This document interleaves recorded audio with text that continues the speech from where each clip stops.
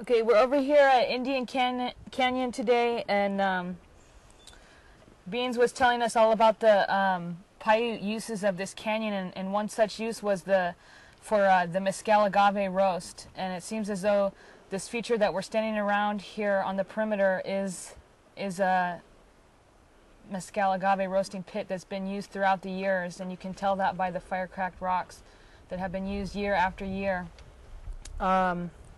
This is the Mescal Agave. In Hualapai it's called VL. It's Agave utahensis in the scientific name. And I'm going to just talk a little bit about the Hualapai uses of native plants, and then I will show how this is processed and talk about the roasting process. But yesterday we talked a little bit about the Hualapai history throughout time from 1776 to the present. And one of the things that is a common thread in the history is the change of the landscape and how that has affected the plant resources and the food resources of the tribe. And we talked about the influx of mining to the area, usurping springs for the use of acquiring minerals. And in addition to that, there was a heavy influx of cattle grazing. And I said before yesterday that in addition to mescal being one of the primary subsistence plants of the Hualapai, there were a number of grass seed species as well. Close to a dozen different species were harvested every summer in the valleys up on top of the plateau, in the vicinity of Kingman, Arizona, Mojave County, the Hualapai Valley, the Aubrey Valley, the Sacramento Valley, the Detrital Valley, maybe even the Big Sandy River Valley. These areas, the different bands of Hualapais would gather in the summertime to collect the different species that were ripe, and they would use their burden baskets and another tool they had, and they would brush those seeds of the plant into their basket.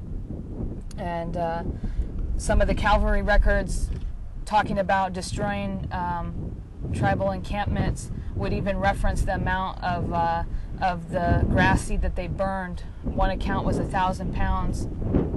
And so we know from that account that it was just as important of a subsistence plant as the Mescal Agave.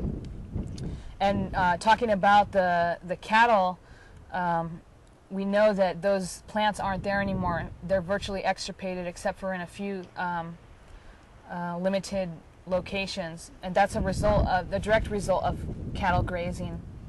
And that was noted even as far back as the 1890s. It was even noted in one of the newspapers, the Mineral Park newspaper outside of Kingman. One of the reporters had even noticed and mentioned that the white man's cattle had well nigh exhausted the grass seeds that the Indians had subsisted upon. So as a case study, or as one example, we can understand how the food has transitioned from wild foods to the foods of Walmart today. And another part of that history was the reservation system and relying on government commodities, very foods rich in starches and fats, has also changed the diet considerably. This species today that we're working with, agave, it is somewhat of a kind of sensitive species, but it does grow a lot of times in real rocky areas, in canyons, on limestone benches. So I wouldn't necessarily say that it was affected as a result of the colonialization that happened, but some of the different species are somewhat rare.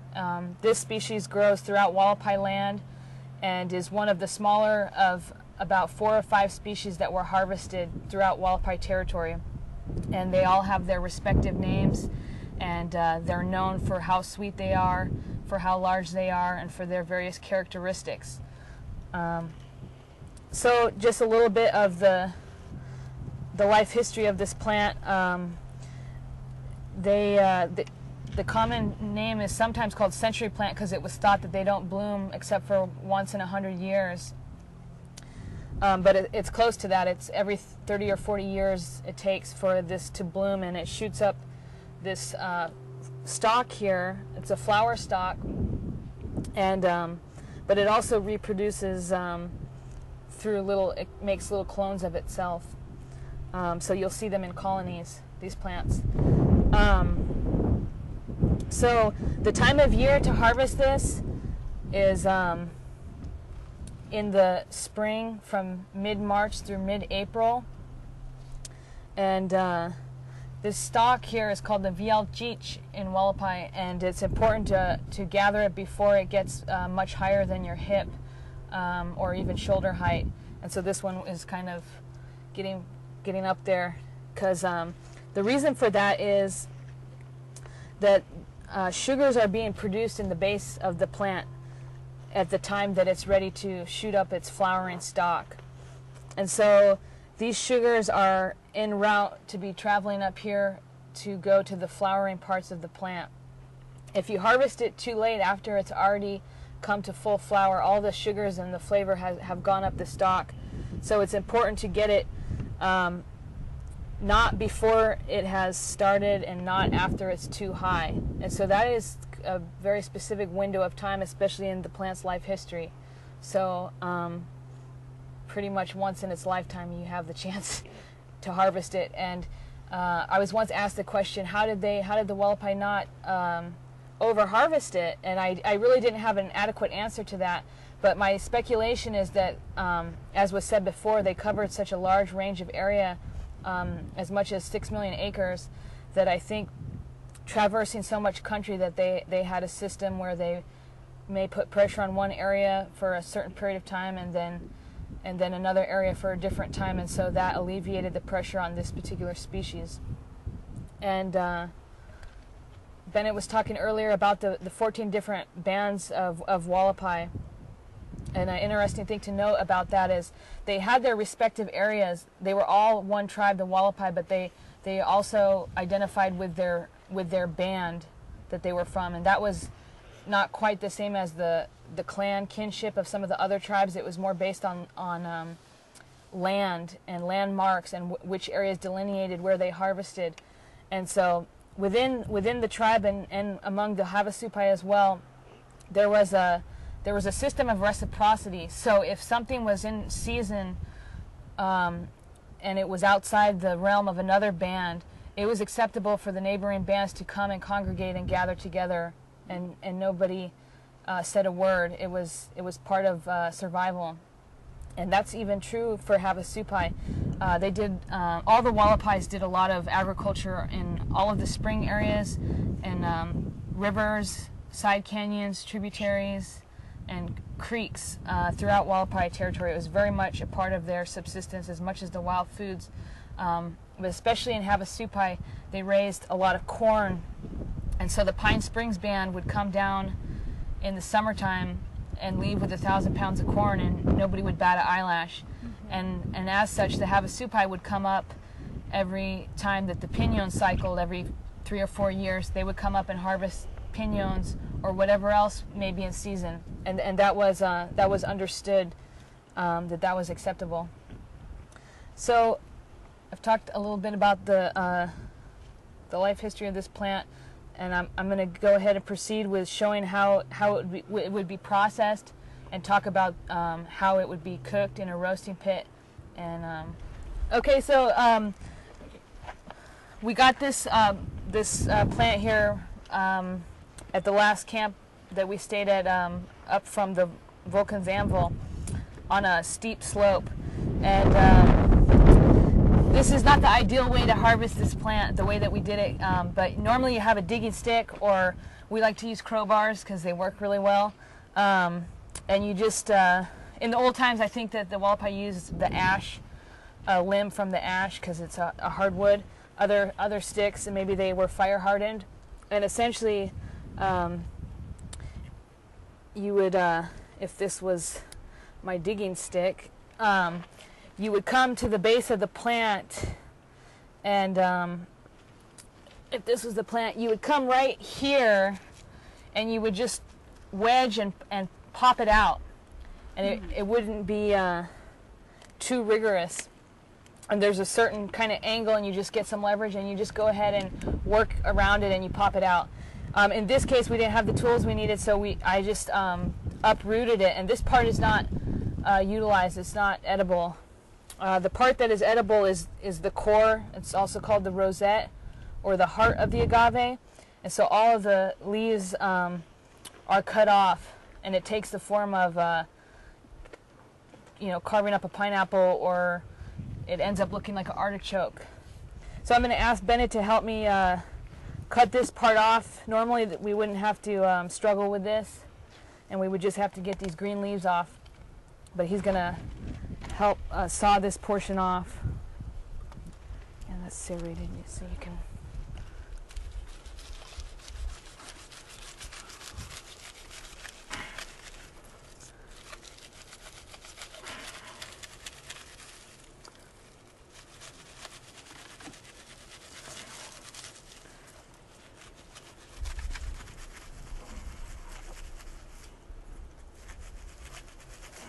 Another use of this plant is these fibers. It's much like the yucca that's used. Yucca fiber sandals. This is also can be used in weaving anything you need fiber for. Sandals, hairbrushes, rope, horse halter, whatever you would need. And so we have done this in the Hualapai community. And there's a few elders in the Hualapai community that have taught myself and Bennett, and these ladies and gentlemen have showed us this everything that I'm talking about here today, and they've also taught the youth of their tribe, and that's Dolores Honga, Vera Watanabe, Melinda Powski, Lucille Watahamaji, Frank Mapatis, Drake Havatone. Those have been the teachers of the tribe in present times, and they've learned from their parents and grandparents in some cases, and have worked with the cultural department of the Hualapai to keep this tradition a living tradition.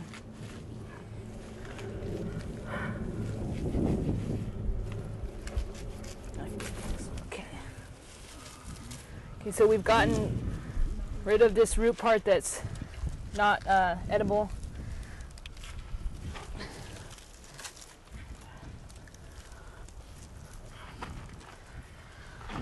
Okay, and I can go ahead for a moment and just talk about the stalk here. Hualapais don't really roast the stalk, but at an intertribal gathering, we did an agave roast at the Pie Festival a number of years ago, and I noticed that the Yavapai ladies threw their stalks in the roasting pit, and so maybe that's a tradition for them, and that they eat it that way. But the elders say that they tell the little kids to eat the stalk. You can kind of chew on it. It almost takes the form of sugar cane. It's like this consistency, texture of sugar cane, and it's somewhat sweet. So I'm going to cut it off and pass it around if people want to just kind of go for it. Maybe they want to taste it.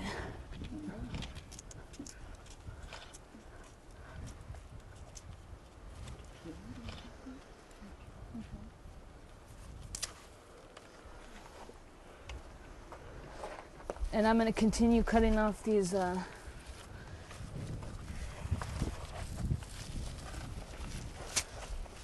it's real important that you can see the green part of the plant and then where it gets yellow. You don't want any of the green, because when it roasts it's going to taste bitter. It has to be all white.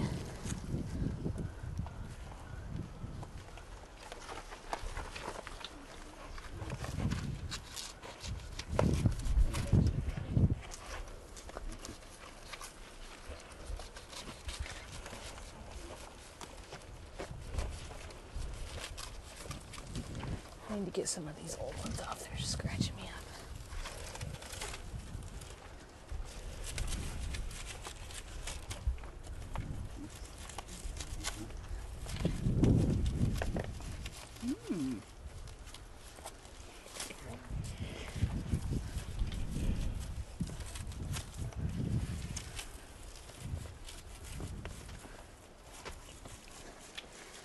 thought this was my serrated knife, and it's not. Yeah, thanks. Yeah, that's what I need. Thank you. Yeah, thanks, Byron.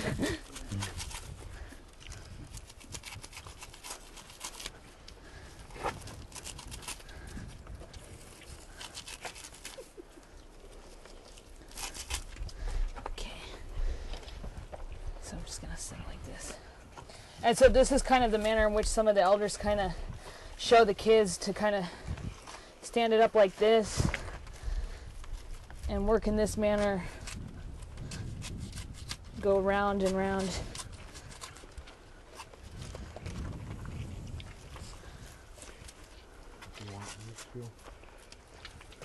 Oh, no, it's okay. Unless you want to use the fiber for something.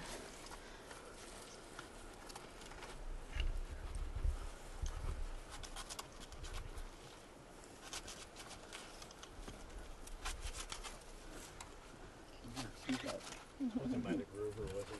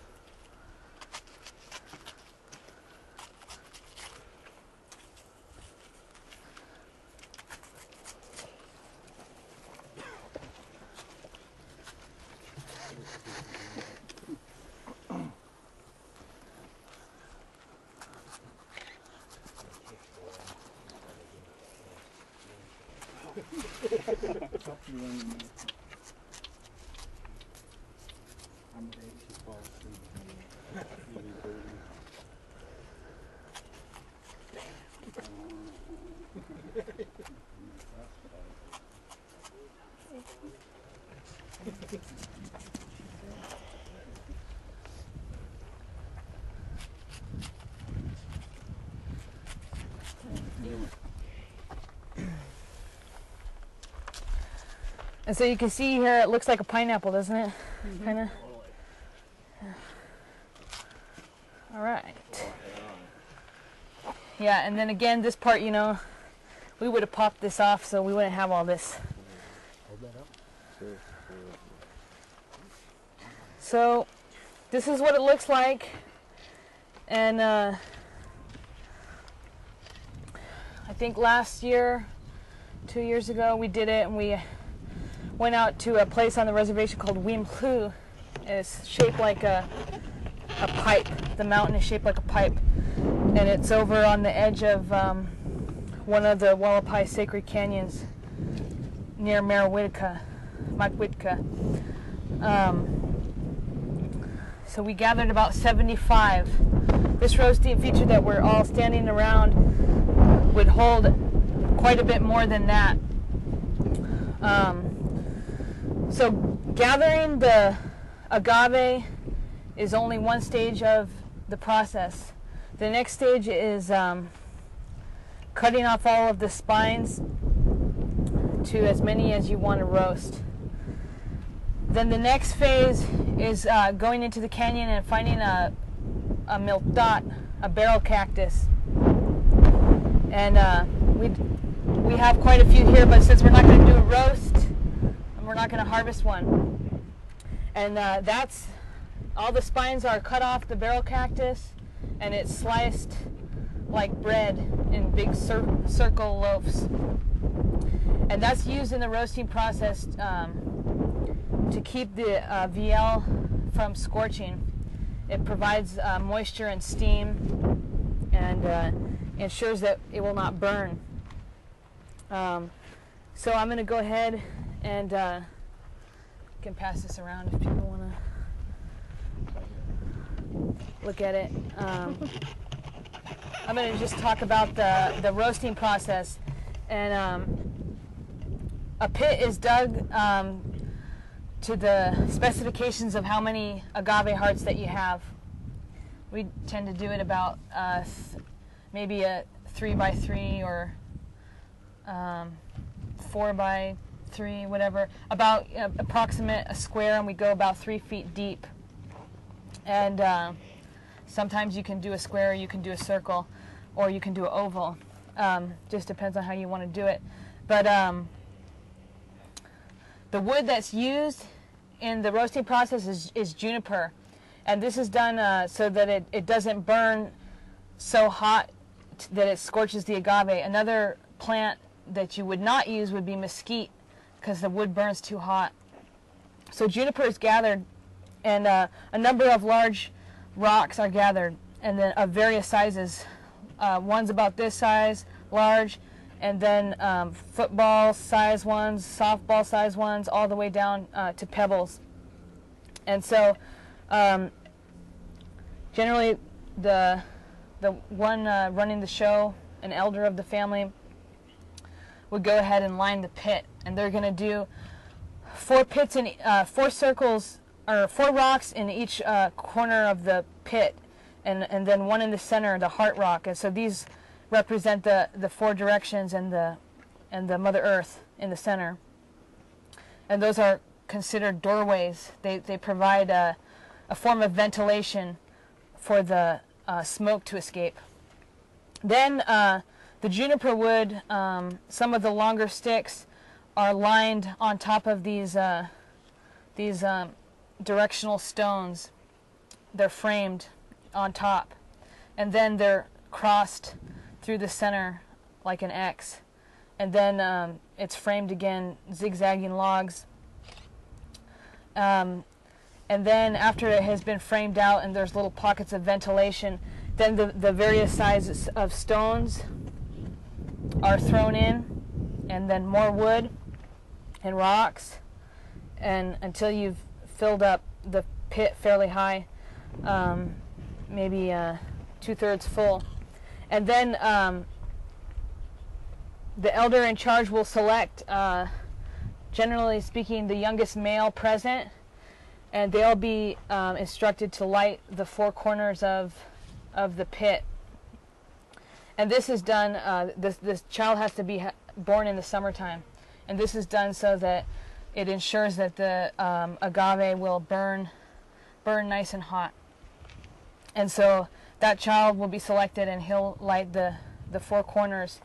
And then that wood is going to burn and heat up those rocks most of the day, several hours. And so it's a time of, sitting around and chatting and talking with one another and waiting for the fire to burn down and get those rocks hot. Once all the coals have burned down, much like you wait for a barbecue for the coals to burn down and turn gray, the same with the roasting pit.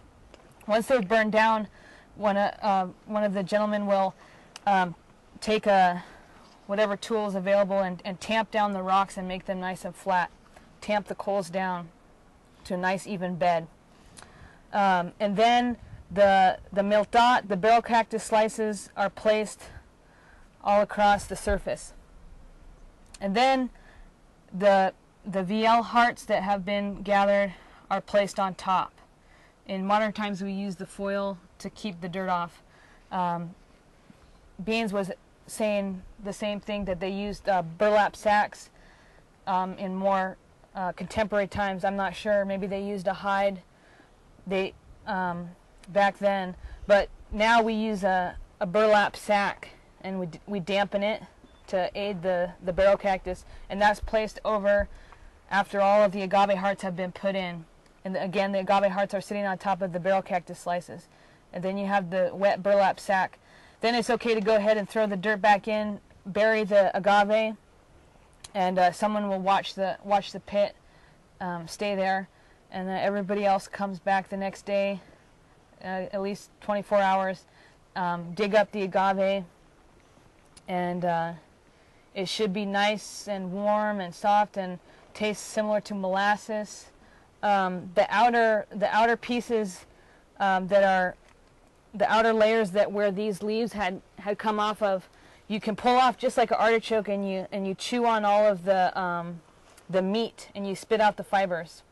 and it's very high in a lot of calcium, some iron, and there's quite a few other minerals and vitamins that this plant contains. And then the heart, after all these little pieces have been peeled off like an artichoke and chewed on, the heart is called the squin, and that's the best part because you don't have to throw out any fiber. It's just pure meat.